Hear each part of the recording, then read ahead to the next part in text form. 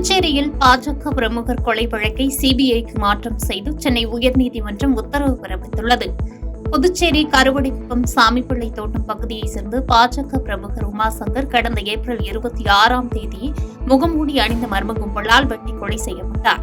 இதுகுறித்து லாஸ்பேட்டை போலீசார் வழக்கு பதிவு செய்து கருவடிக்குப்பத்தைச் சேர்ந்த பிரபல ரவுடி கர்ணா, அணைக்கரைமேடு செல்வ கணபதி, அரவிந்தன், பாலாஜி, கோபாலகிருஷ்ணன், அருண்குமார், விவேகானந்தன், விசு என்கிற விஸ்வநாத், ராகவேந்திரன், கார்த்தி உட்பட 12 பேரை கைது செய்து காலாப்பட்டு சிறையில் அடைத்தனர். கொலைகான உமாசங்கரின் தந்தை காசிலிங்கம் என்பவர் சென்னை உயர்நீதிமன்றத்தில் தனது மகன் கொலை வழக்கில் அரசியல் தலையீடு அதிகமாக உள்ளதாகவும் கொலை வழக்கை சிபிஐ விசாரிக்க வேண்டும் என மனு தாக்கல் செய்திருந்தார். அதன்படி இந்த வழக்கை விசாரித்த சென்னை உயர்நீதிமன்ற நீதிபதி வேல்முருகன் பாஜக பிரமுகர் உமாசங்கர் கொலை வழக்கை சிபிஐக்கு விசாரிக்க அதிரடியாக உத்தரவு பிறப்பித்தது புதுச்சேரியில் பெரும் பரபரப்பை ஏற்படுத்தியுள்ளது. ஆடி முதலாவது செவ்வாய்க்கிழமையை முன்னிட்டு காரைக்காலில் அமைந்துள்ள ஸ்ரீ பத்ரகாளியம்மன் ஆலயத்தில் நீண்ட வரிசையில் காத்திருந்து பெண்கள் சிறப்பு வழிபாடு நடத்தினர். புதுச்சேரி மாநிலம் காரைக்கால் அடுத்துள்ள அம்பக்கரத்தூரில் அமைந்துள்ள ஸ்ரீ பத்ரகாளியம்மன் ஆலயத்தில் ஆடி மாதம் முதலாவது செவ்வாய்க்கிழமையை முன்னிட்டு ஏராளமான பக்தர்கள் மற்றும் பெண்கள் விளக்கேற்றி நீண்ட வரிசையில் காத்திருந்து சுவாமி தரிசனம் செய்தனர். முன்னதாக பால், தயிர், சந்தனம், பன்னீர் உள்ளிட்ட பல்வேறு திரவியங்களால் அம்மனுக்கு அபிஷேகம் நடைபெற்று மகா தீபாராதனை நடைபெற்றது. இதில் ஏராளமான பக்தர்கள் கலந்து கொண்டு அம்மனை தரிசனம் செய்தனர். பீகார் வாக்காளர் பட்டியல் சிறப்பு திருத்தத்தை கைவிடக் கோரி நாடாளுமன்ற வளாகத்தில் எதிர்க்கட்சி எம்பிக்கள் போராட்டம் நடத்தினர். நாடாளுமன்ற மழைக்கால கூட்டத்தொடரின் 2வது நாளான இன்று நாடாளுமன்றத்தின் இரு அவைகளும் தொடங்கிய சில நிமிடங்களில் ஒத்திவைக்கப்பட்ட நிலையில் நாடாளுமன்ற வளாகத்தில் எதிர்க்கட்சி எம்பிக்கள் பதாகைகளை ஏந்தி ஆர்ப்பாட்டத்தில் ஈடுபட்டனர்.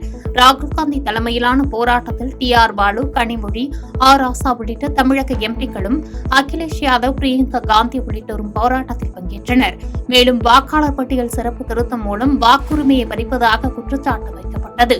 இதில் காங்கிரஸ், திமுக, சமாஜ்வாதி உள்ளிட்ட இந்தியா கூட்டணி கட்சிகள் பங்கேற்றனர். வியட்நாமின் வடக்கு மற்றும் மத்திய பகுதிகளில் விஃபா புயல் மற்றும் தாழ்வான இடங்களில் வெள்ள நீர் புகுந்ததால் தண்ணீரில் மூழ்கிய கிராமங்களில் உள்ளவர்களை மீட்கும் பணி தொடர்ந்து நடைபெற்று வருகிறது.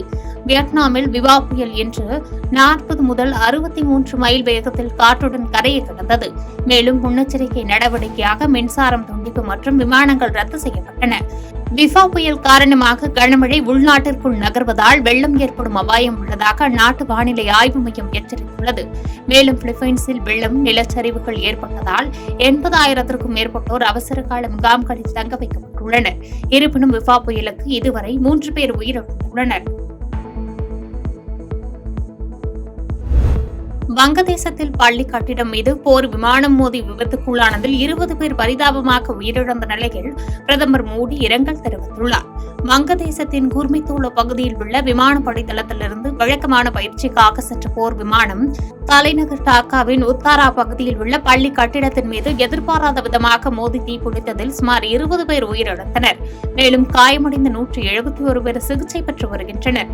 இந்நிலையில் வங்கதேச போர் விமான விபத்தில் பல இளம் மாணவர்கள் உயிரிழந்தது வேதனையை ஏற்படுத்தியுள்ளதாகவும் வங்கதேசத்திற்கு தேவையான உதவிகளை செய்ய இந்தியா தயாராக உள்ளதாக பிரதமர் மோடி தெரிவித்துள்ளார்.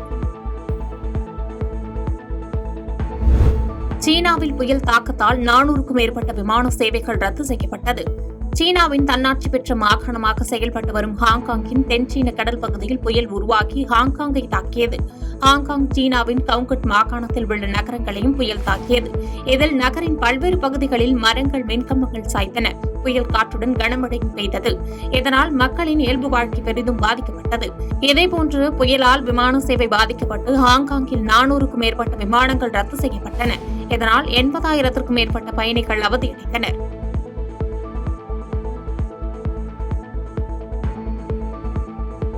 செய்திகளை உடனுக்குடன் தெரிந்து கொள்ள கீழ்கண்ட கேபிள் மற்றும் DTH நெட்வொர்க்குகளில் எம்நாடு செய்தி தொலைக்காட்சியை காணுங்கள். பாதகம் செய்பவரை கண்டால் நாம் பயம் கொள்ளலாகாது பாப்பா. மோதி மிதித்துவிடு பாப்பா, அவர் முகத்தில் உமிழ்ந்துவிடு பாப்பா. அண்மை செய்திகளை உடனுக்குடன் தெரிந்து கொள்ள இணைந்திருங்கள் எம்நாடு தொலைக்காட்சியுடன்.